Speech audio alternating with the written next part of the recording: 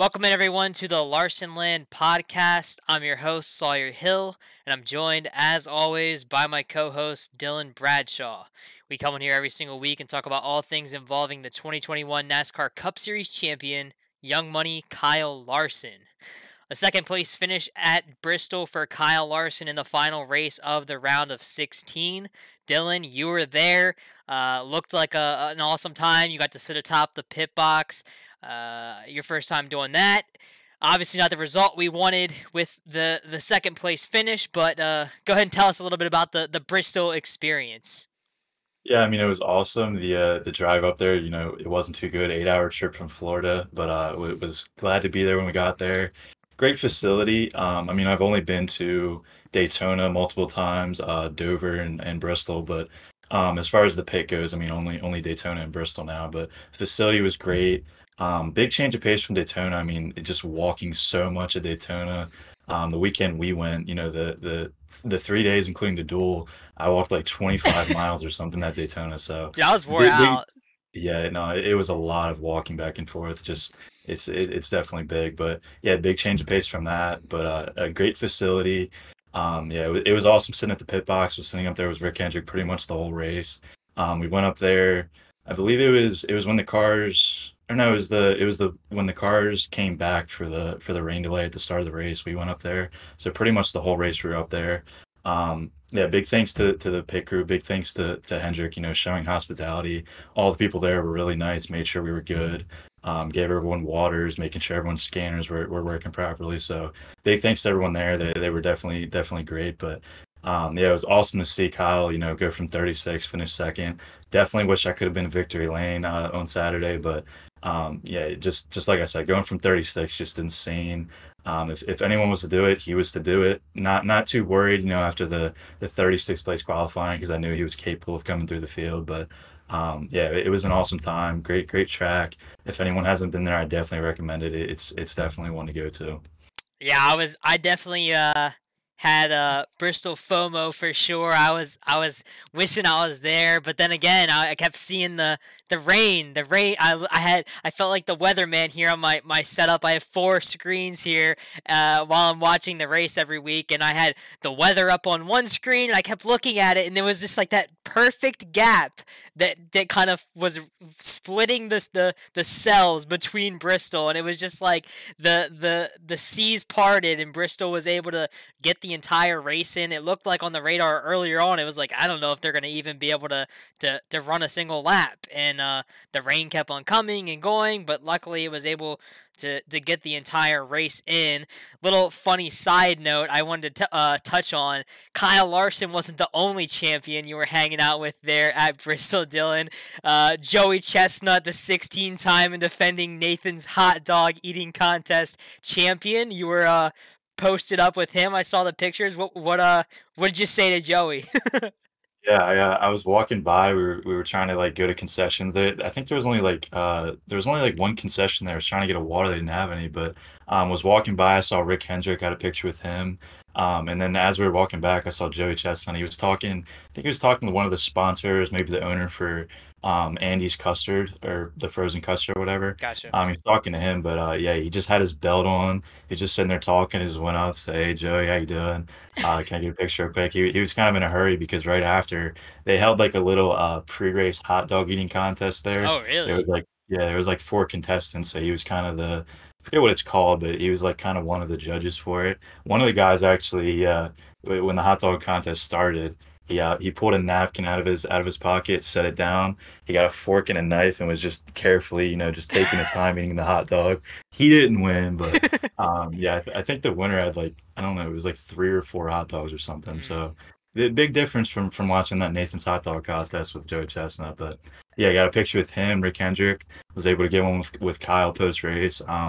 Was waiting for him the whole time pre-race at the grid, but I think he was over in the pits, during the national anthem. But luckily, got a picture for him after the race. Was pretty brief. I mean, he went through like I was sitting there waiting. He went through like six or seven post-race interviews. I mean, it was crazy. It was just nonstop. The car was already gone. He was sitting there with the five car. There was no car behind him when he was doing some of the interviews. So that definitely took a while. But yeah, like I said, just thanks to everyone. It was great meeting everyone, and Great always catching up with Blaine, the front tire changer, friend of the show. Great catching up with him. So just all in all, really good time.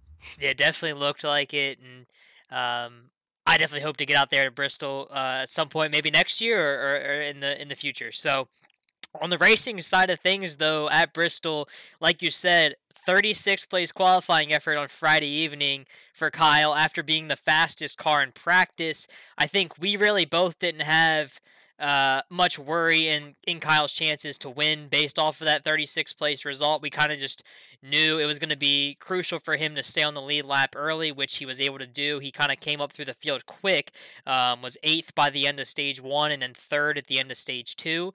He did lead at some point in the race, and looked like he may have a car that was capable of winning, but kind of fighting that loose race car all night, Dylan. And it seemed like Cliff and the crew were trying to make adjustments all night to get it better, but really didn't get too many opportunities to make adjustments on the car. There was a lot of long green flag runs, especially that last run in the race. I think if they had one more opportunity to work on the car, they could have been right there with Hamlin. But I think all in all, it was definitely a second place car for Larson.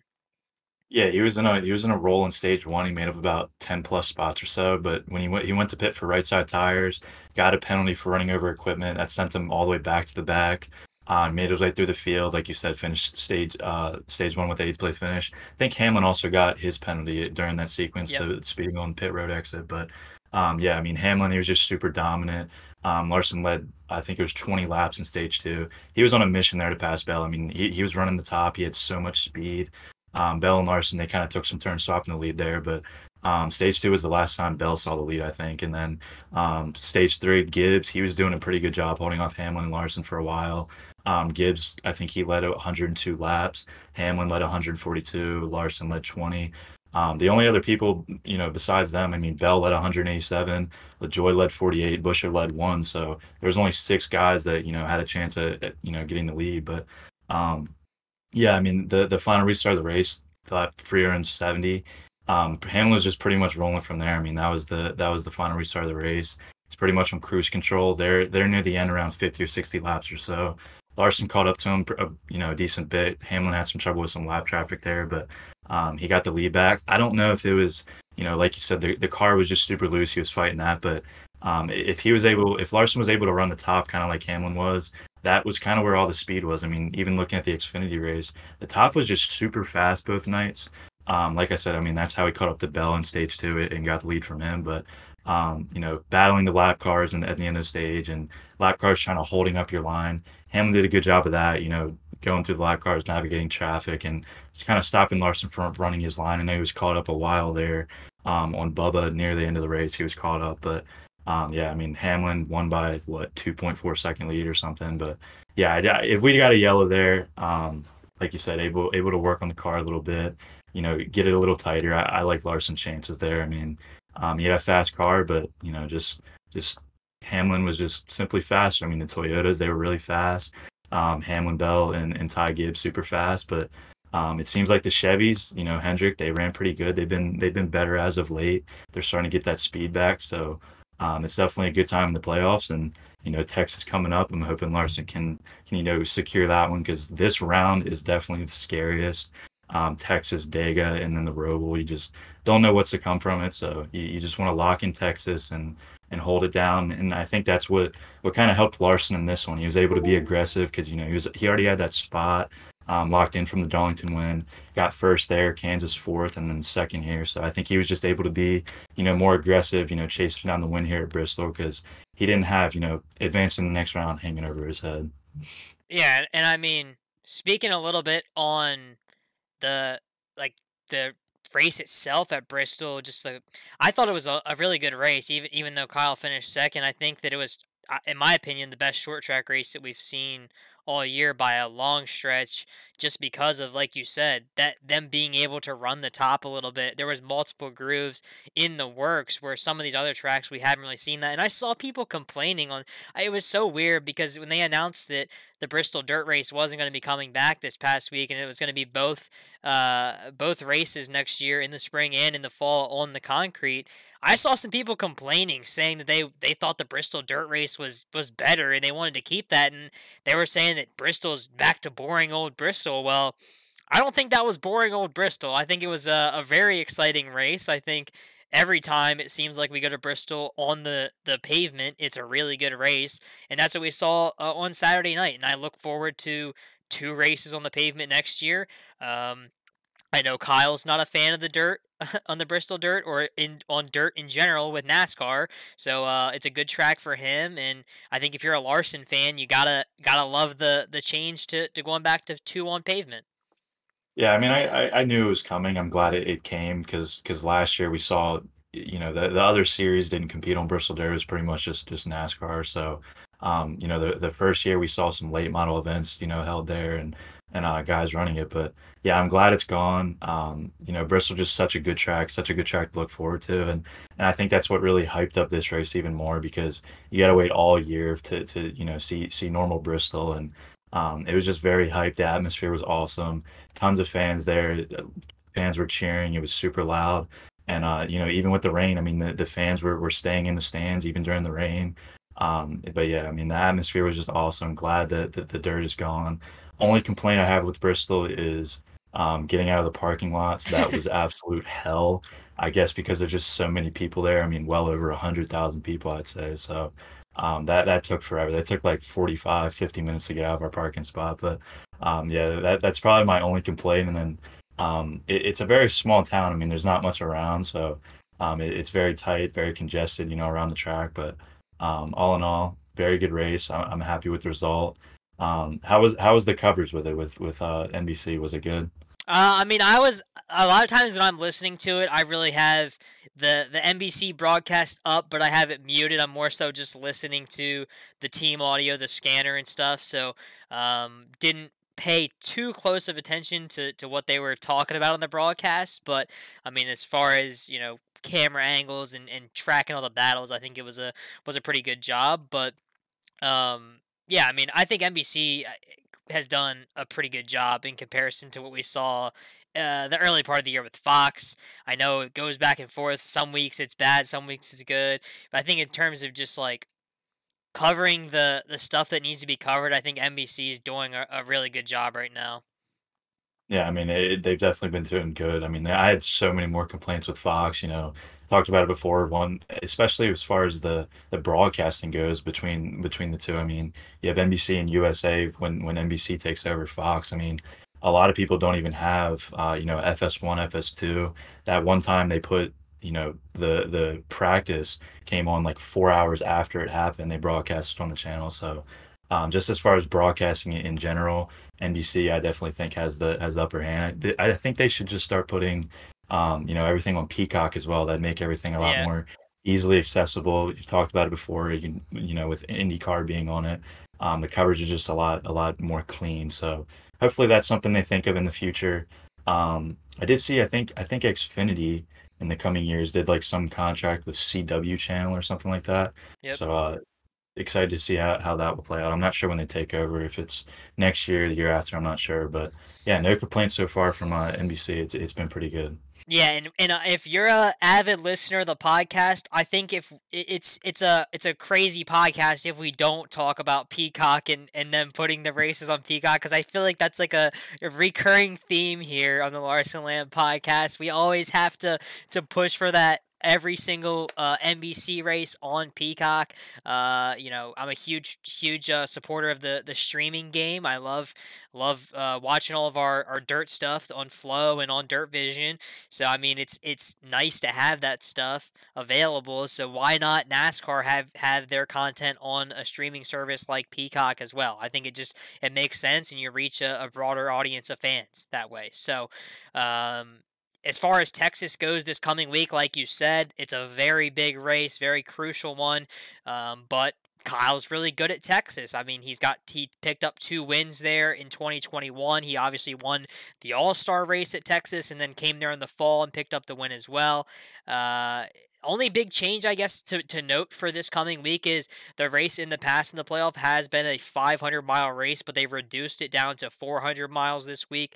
I like that change. I know we're both, advocates for shorter races in the Cup Series, so I think that's gonna make things a little bit less painful in terms of the boringness factor of sitting there and just waiting for the end, that middle section of the race where you're kind of falling asleep a little bit. But I think it's going to be a good one at Texas this week, and obviously, a big one again with Talladega coming up in 2 weeks.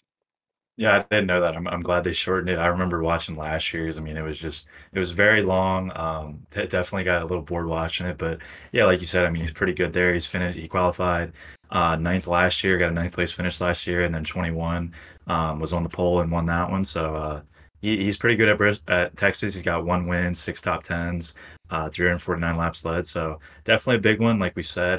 Definitely don't want to leave it up to you know Talladega and the Roval. Talladega, we know as Larson fans, super speedways are not kind to him. He was able to pick up that top five in spring of last year at Dega, so maybe he'll run good at Dega. I mean, even if he wins at Texas, I'm hoping for a good Dega finish. We always hope for him to do on the super speedways. He's definitely improved through the years. He just as most people do, just get caught up in someone else's mess near the end of the race, and it costs him a good finish. So hopefully he can bring the car home clean at Dega, and also get a good finish at Roval, that final race in the round. Yeah, and I think the biggest thing with Talladega is you really want to secure those stage points in the first 2 stages, because if you crash out early in the race and you don't get any stage points, then you really put yourself in a big hole. But if Kyle were to go out there and say win stage 1 and finish second or third in stage 2, then he puts in the bag maybe 17 stage points, and even if he doesn't make it to the end of the race, if he crashes out at the end, he walks away with some points in his bag. Whereas, like we saw the situation a couple weeks ago when Martin Truex Jr. Crashed out early at Kansas, the issue there was Truex crashed out really early and he didn't get any stage points at all, so he got a massive gap to being outside of the cut line. So if Larson can just go in there and get some good stage points in stage 1 and stage 2, I think that he's going to be sitting in a good position moving into the Charlotte Roval, just because last year was a weird circumstance at the Roval. I think that we've seen Kyle in the past be really good on road courses. He's had success at the Charlotte Roval. I'm not as afraid of that one as I am at Talladega. So at the Roval, I think if he comes in there with a decent amount of points, I think that he should be fine advancing into the round of 8. Yeah, it's just you never want to get to that point. It's always stressful. I mean, I've said it before, 2021. I mean, he was facing elimination and got the win in that race and went on to win the championship. So definitely don't want to be stressed out that one. I hope he can just pick it up at Texas, keep it clean, and if he can't win, get a good finish, because yeah, Dega is just not a very good one. But that situation with Truex is crazy. I mean, he was facing elimination, and he got it done, and then reset. Now he's sitting back second in playoff points, which is crazy. I mean, considering he almost was eliminated, and now he's all the way back up to second behind Byron. I think they have like 24, 25 playoff points. Kyle's in, I think, fourth with 12. So yeah, that's crazy. Logano, he got eliminated. Harvick, he got eliminated at Bristol. So I was surprised Truex made it through, because he qualified good. He hadn't qualified there top five since I think 2007. So I wasn't expecting he'd have a very good day, but he got the job done. He advanced, and he lived to fight another day. Absolutely, and kind of with those guys being eliminated, not really surprised by McDowell or Stenhouse or even really Harvick. Harvick's kind of had an up and down season. Obviously, didn't find victory lane this year, at least to this point. But yeah, Logano. I mean, I had him in my first 4 out. Didn't expect it to be in a crash like that. It sucks for him, but the next round gonna be tough. We've got a good 12 drivers that are in it and eager to advance to the round of 8. As far as the dirt side of things goes for Kyle, nothing specific planned for this week. I know there is that Micromania event out there at the Little Texas Motor Speedway again this weekend. That event last year, of course, Kyle Larson, the defending winner there. I think it was 11,000 to win last year, and it's 10,000 to win this year. I know Owen Larson is on the entry list for the junior sprints in the Chad Boat 86 car, but Kyle Larson not on the entry list for the micro stuff yet. Last year he wasn't on the entry list at all, and then ended up showing up and winning the show. So I don't know if that's the case again this year. He hasn't ran any micro stuff at all or any midget stuff at all this season, so not really expecting it like last year, but you never know. Yeah, I mean, we'll just wait and see. It's usually a spontaneous type of deal with Kyle racing dirt, but like you said, I mean, I think he's just holding off on the dirt side of things, other than high limit coming up, because it's playoffs. You got to lock in, can't be racing, flying from one track to another. Just kind of got to focus on playoffs and all that. But I think unless you have anything else, that should pretty much cover it. We went over everything. Looking forward to Texas. Hopefully, Texas is a good race for us. Hopefully, get that win and skate out of this round stress free. But again, thanks to everyone. My trip at Bristol was awesome. I'd like to thank everyone again, the 5 team. Big thanks to JP for hooking it up with the passes for Bristol. But yeah, I mean, it was an awesome time. Happy meeting everyone. If anyone ever sees us at a race in the future, no one came up. I don't know if anyone recognized us, but we usually show up in the Larsonland shirt. So don't be afraid to say hi if you see one of us at a future race. If you're in the pits and you see us. So that should pretty much wrap it up, though. Thanks everyone for the support. I also wasn't able to do an on-location video like usual for Bristol. Unfortunately, you're not allowed to record in the pit box. Top secret information up there with Cliff. So yeah, you're not allowed to record. So didn't really get too many clips, but hopefully the next race we go to, we'll get that out for you guys. Yeah, it's all. I mean, we almost need to get somebody to do our video work for us while we're at the track nowadays. We're just caught up quite a bit whenever we are there. So even at Pocono, I mean, I was on the pit box there and really only had the opportunity to record stuff on the Saturday when I was there for practice and qualifying. That's where most of my clips and stuff came from for that race. But yeah, I mean, again, like you said, if anybody sees us with the Larsonland shirts on at the track, come up to us and say something. We love talking to everybody. We love talking to all the Larson fans. Maybe we just don't have any fans or anybody that listens to the podcast in Tennessee or in the area. So if you're a Tennessee fan of the Larsonland podcast, comment below on YouTube. We'd love to meet up with you if we're in the area again, maybe next year. But I think that should pretty much wrap up today's show. Thanks again, everyone, for tuning in and listening. We'll be back again next week to recap the round of 12 race from Texas. If you're watching this on YouTube, please don't forget to like this video and subscribe. And if you're listening on Apple Podcasts, please follow our podcast so you do not miss a thing. Have a great rest of the week, everyone, and we will see you in the next episode.